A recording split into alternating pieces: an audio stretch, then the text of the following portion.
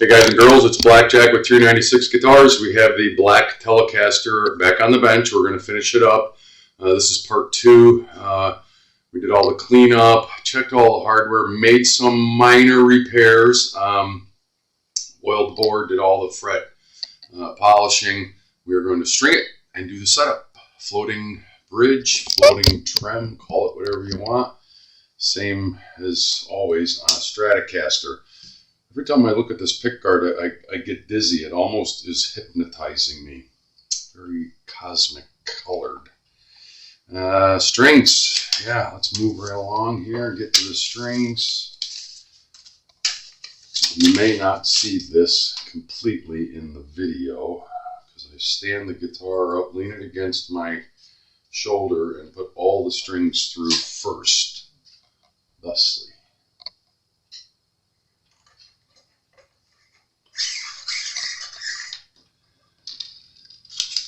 That way I have control over the guitar. We're putting 10s on this one. There were 11s on it, so I know I'm going to have to, whatever setting, however the trem is set up, it's going to need to be adjusted. I'm sure of it. Just as sure as God made little green apples. Follow? Isn't anything we haven't done 100 times before, or we'll do 100 times again. Thousands, actually. Oh, I've lost track.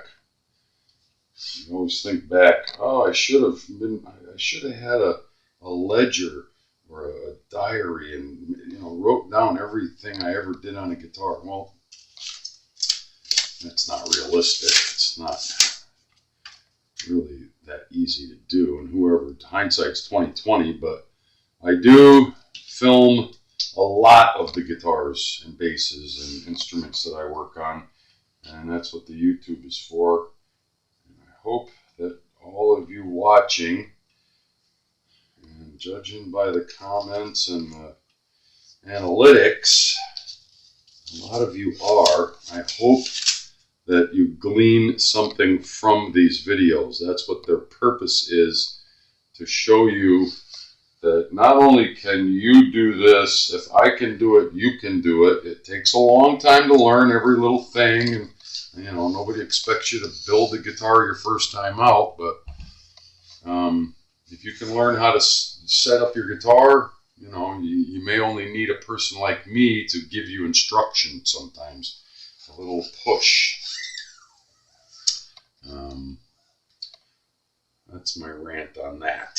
I checked all the hardware here. These things are a little stiff, but they're nice roller, Fender roller string trees, so we should be okay. Now, once I get this strung up, we're going to block the trem and then do all of our setups with that locked. And I'll show you what I mean here momentarily. So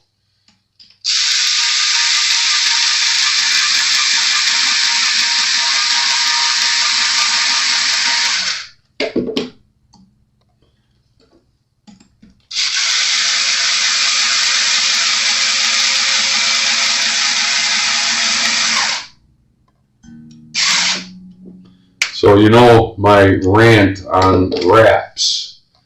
Okay, measure to the next peg, maybe a little bit past it. Put a bend in it. You stop, put it through, stop at the bend. The first wrap goes above the hole. Every other successive wrap goes below it. You should have at least 2 wraps below the hole. I'd like to see 3. This one's got 1 3/4. It's plenty. It locks itself in there.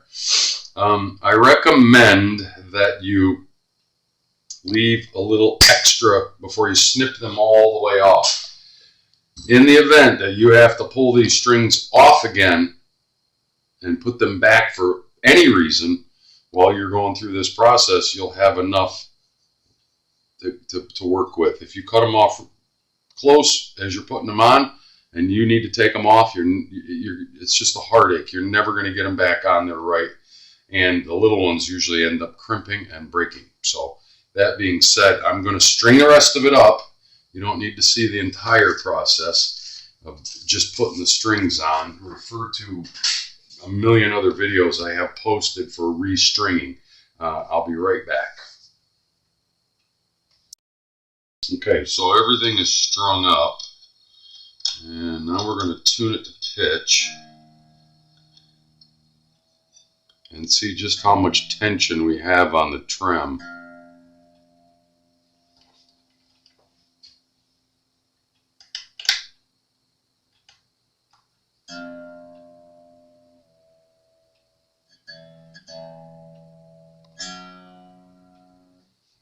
What's going on here? We are not picking up.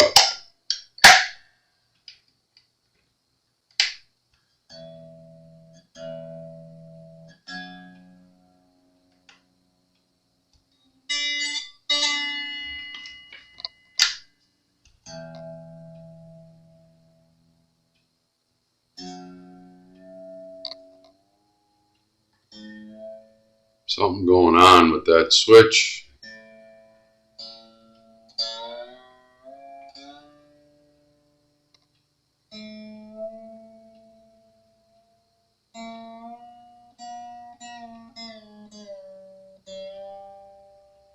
It was not picking up in the first position, and I checked all the electronics on this when the guitar first arrived.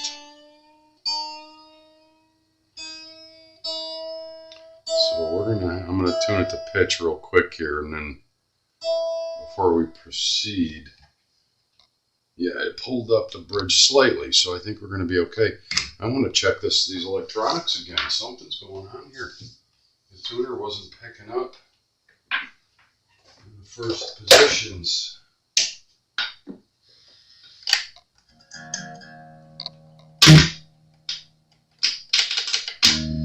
Ooh. Something going on with the switch.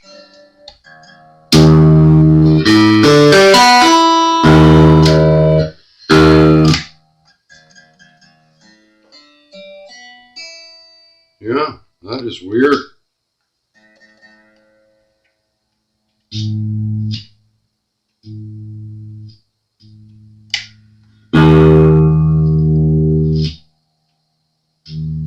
We got a bad tone pot.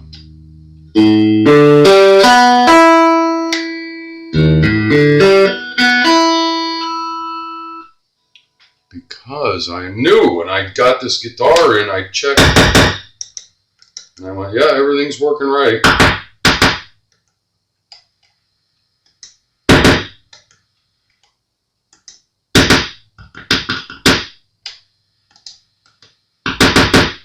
Or it could be, see that pot right there, when you put it all the way to 10, you got nothing anywhere. I have never seen that before, ever. But when you back it off slightly, it starts working again in all positions on the switch. Interesting. That's going to require some further investigation. For now, I'm just going to let the customer be aware of it. I'm going to make a note of that real quick on his ticket. Interesting. Very interesting. I have never seen that. I believe we have a bad tone pot there. Or it's possible that it's wired that way, but I doubt it. Stand by 1 second. I have to make a note. If I don't make a note of that now, I'll forget later, and I want to make sure to make the customer aware of that. I don't think it's going to affect the way the guitar plays, clearly, but if that's all the way up, it's going to make it seem like the switch is bad. But if you back it off slightly, it starts working properly.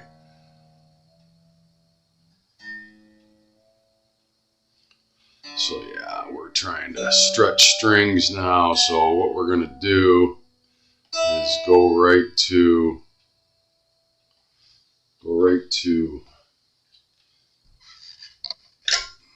getting the trem block in there. And the way we do that is.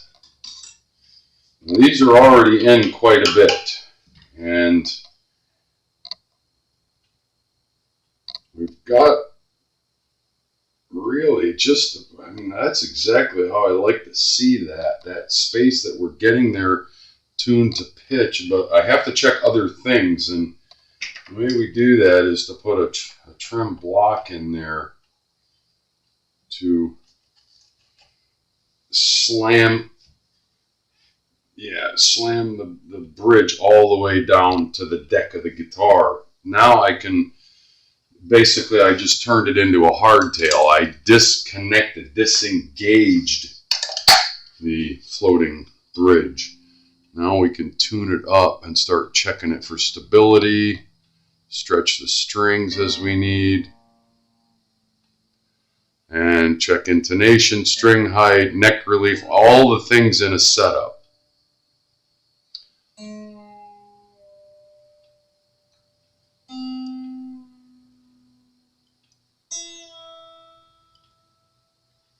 So we're going to stretch them a little bit. And this is where we do all of our setup before we address equilibrium.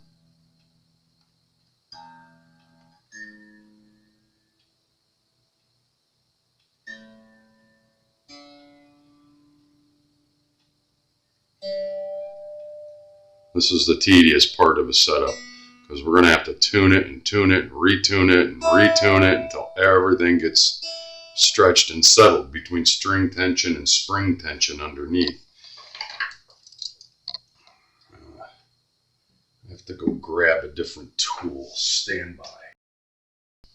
Okay, so we're back with the setup on this. Is going to start again with the neck relief. I just want to make sure I'm happy with that.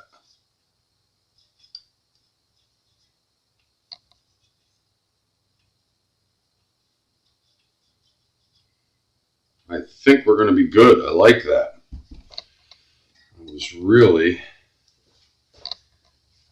pretty certain that's where we were going to be, and I like the look of it. I like the feel of it. The measurement is dead on at 12 thousandths there.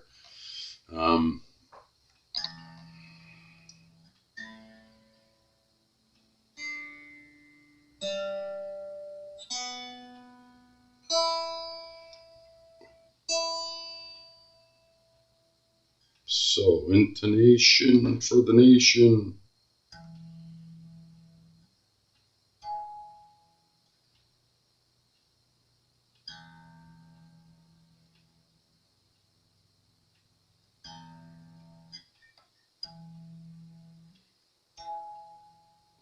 Dead on. So, again, you tune the open string to 440 pitch or whatever tuning you're using. Today we're doing 440. Make sure you're dead on. Your harmonic at the 12th. And then you fret the 12th. And they should all three be the same within a quarter or a half a cent. The ear will never pick it up, and trust me, it's good enough.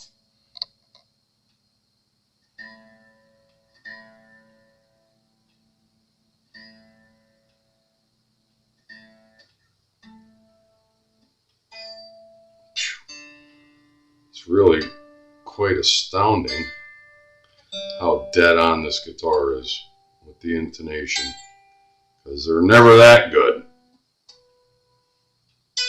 They're all usually a little bit off, but that tells you the difference in the way guitars were built. Well, I'm going to guess 30 or 40 years ago. I guess I could run the numbers on it if I really wanted to. I don't know, maybe 105, 05, 08. I guess I could check.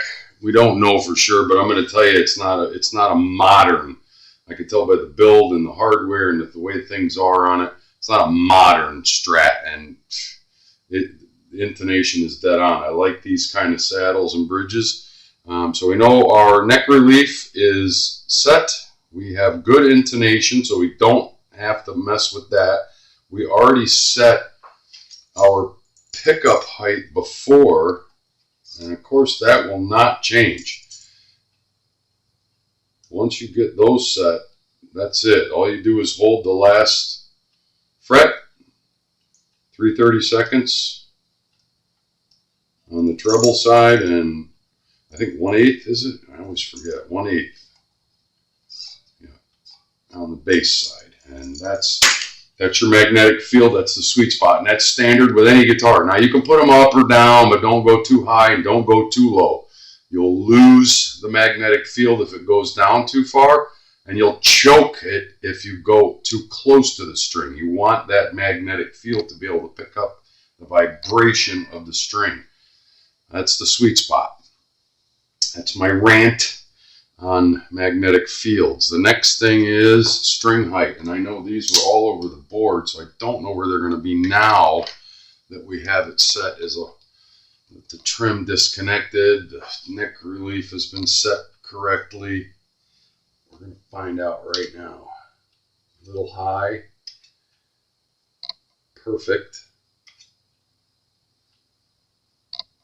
perfect, a little low, really low, really low. All right, so we're going to start one at a time and do this because they're kind of all over the map. And I'm going to say that is going to be, pretty sure it's 0.050, and it is. So this one was a little tall, and we're all the way down on the deck. Hopefully that won't be a problem, because it won't be a problem anyway. We're all the way down on the low E. Did we get enough? We certainly did. We're at 5/64, dead on. Now, if we needed to go lower here and we weren't able to get it on the saddle, luckily this guitar is equipped with the auto shin function, which is right there. All right, if you get too low on the saddle and you can't lower it anymore, you need to effectively change your neck relief, either low or your neck angle. Sorry, either lower it or raise it. Usually, you have to raise it. If it's too low, you have to raise it. And sometimes you'll see your screws are sticking out way too far. That's neck angle. Now, if you don't have that little function right there, that little hole has a screw down in it, a set screw that goes against a metal plate on the back, on the bottom side of the neck. You loosen the 4 neck screws and you can change your neck angle. You can adjust it to where you need it. If you don't have that, you have to take the neck off and put a wooden shim, the hardwood shim down in there on the neck pocket. And that effectively brings your neck angle up to where you can adjust it. We're at the very end on this one. Let's see where the others fall, but the other ones were much closer. But we're right at 5/64 on that, and that's where I like to see the Fender Strat. A is at 5/64 already. D needs to come up slightly, and I mean slightly. And when you look down here, you want all your saddles to be level. You don't want them, like that. You want them level to the deck. Up and down, no problem. Perfect. All right, the G is also low. And you're going to go in small increments when you're fine tuning. 1/8 of a turn, 1/4 of a turn, until you get where you want to be. 5/64 is perfect. B is going to need at least a 1/2 a turn. A little bit more because it's uneven. Fine tuning. Sometimes it's tedious. A little bit more.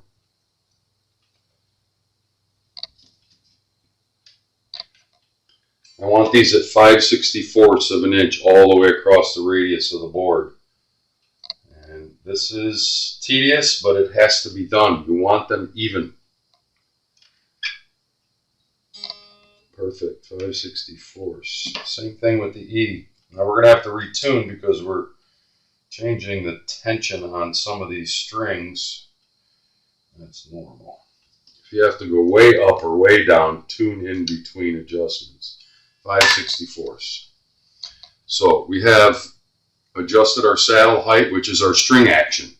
And you're adjusting, what you're measuring is the distance between the top of the fret and the bottom of the string. I want that at 5/64 to follow across the radius of the fretboard on this particular instrument. That's sort of standard with most guitars, but not really. You have to kind of know which ones are which. But this one, that's where we're at today.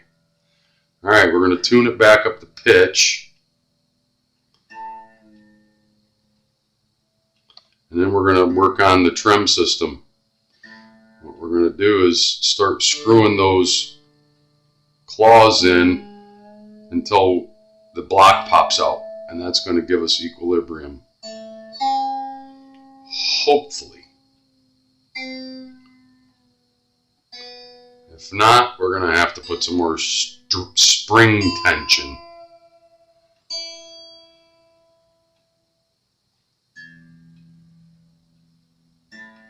This is going to change instantly when we take the block out the back. But it's a necessary step. So the way we do that is in playing position. So the way I do it is stand it up on the neck stand, get a Phillips head, and you start to put, what we're doing is we're turning these claw screws in evenly. If you see one out farther than the other, they have to be even when you start. And we're going to turn this one in a turn, this one in a turn, until this block pops out by itself.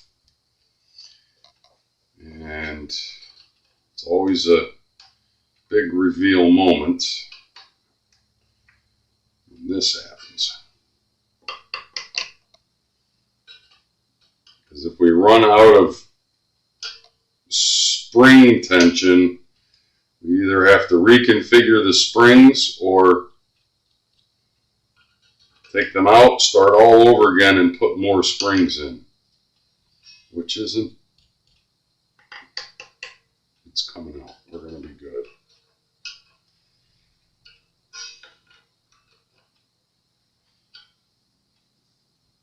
There we go. Just like that. And when it does, now you're ready to fine tune, now you're ready to fine tune the trem system. Retune it back to pitch. Oops, if you got it plugged in.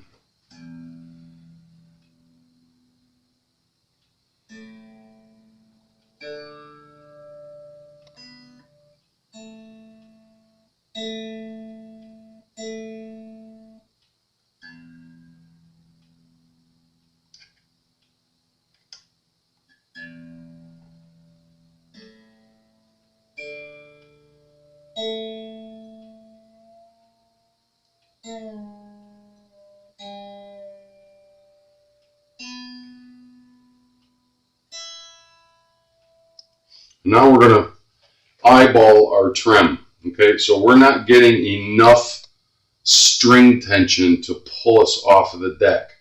Now, that's not abnormal. You will see that. This is fine tuning. What we're going to do is we're going to loosen the claws out slightly until the springs take over and start to pull.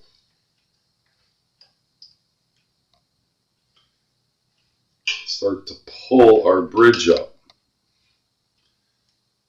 And you want to see it to be about 1/8 of an inch there. You don't have to measure it, you'll know. If you have a weird angle where it's sticking way up, you're too high, you don't have enough string tension on the claw. If it's too tight to the deck, you don't have enough spring tension on the bridge. And that, I'm going to say, is about where we want to be. I'm going to call that pretty good. We're going to tune it again, and then we're going to start working the trem to see if we're finding equilibrium. This is the really tedious part of this. Because you can tune it 10, 15 times before you get there. Very rarely does it fall right in.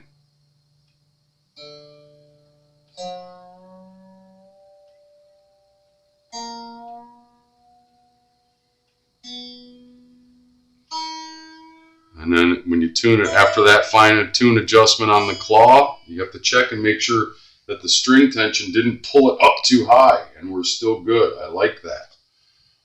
But this is where the proof is in the pudding. Let's get our whammy bar on there.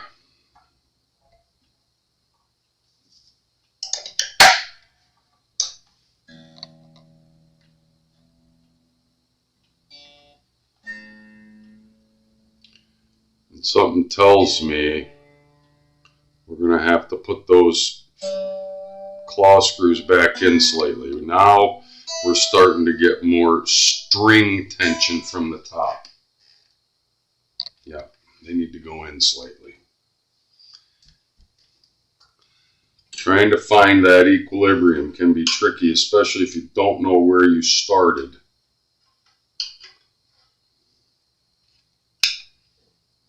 Better. And retuning. You see how tedious this can get.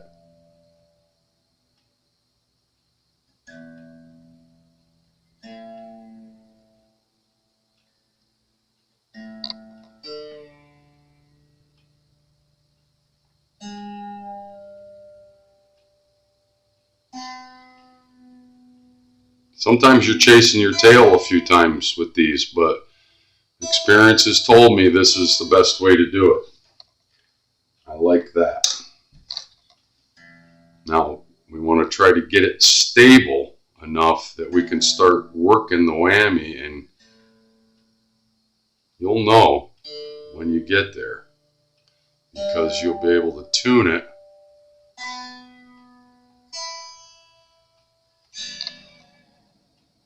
Work the whammy, and it should pop back into tune. It won't do it every time the first time, but you're going to get so close, your fine tuning takes over.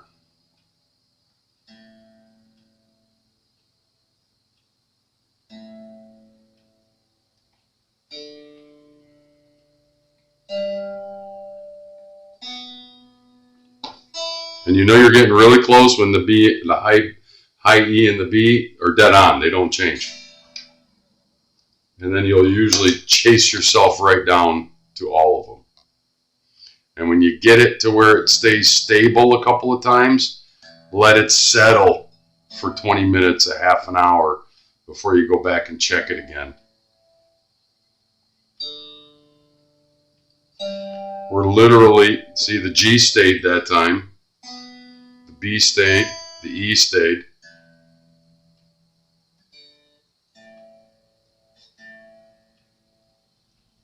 And remember, at this stage, your strings are still stretching, so this process can take a while.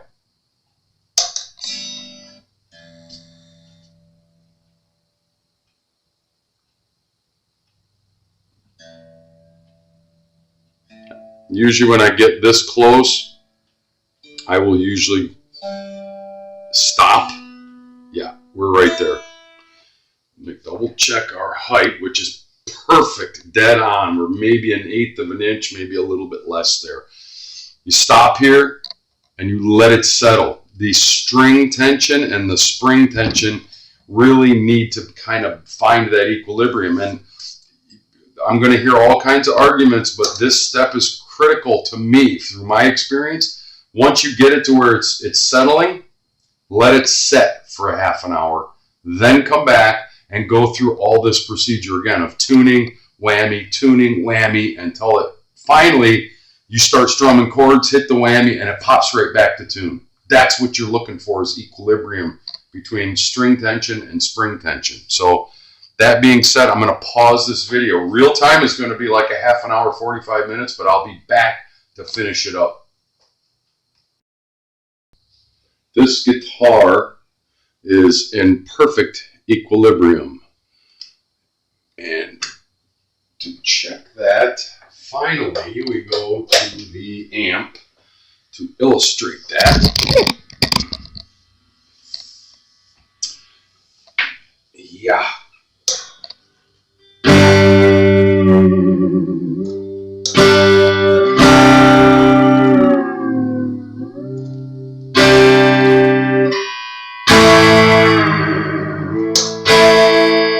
Right back into tune. Every time you hit that whammy, it should go bounce right back. That's the only problem, and it's not a real issue because it's still playable. You just got to back that pot off slightly. It seems like the other one is fine.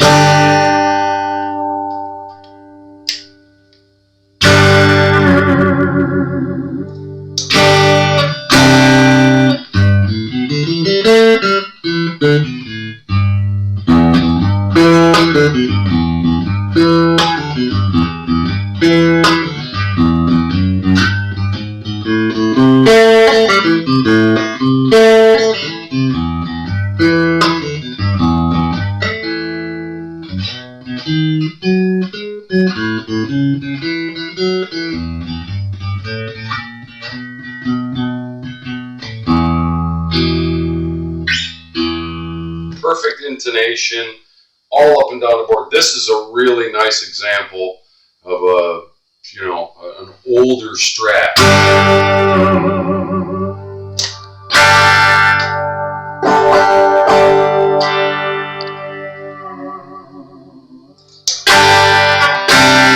So stable.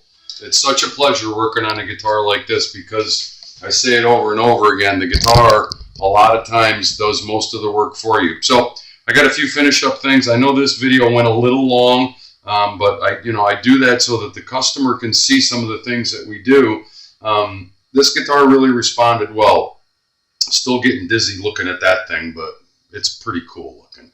I'm going to finish this up, snip off the strings, do a little tidy work on it, but we're done. Another success. It's Blackjack with 396 Guitars. Thank you so much for all your support. We'll talk soon. And remember, if you dig what I'm doing, like and subscribe.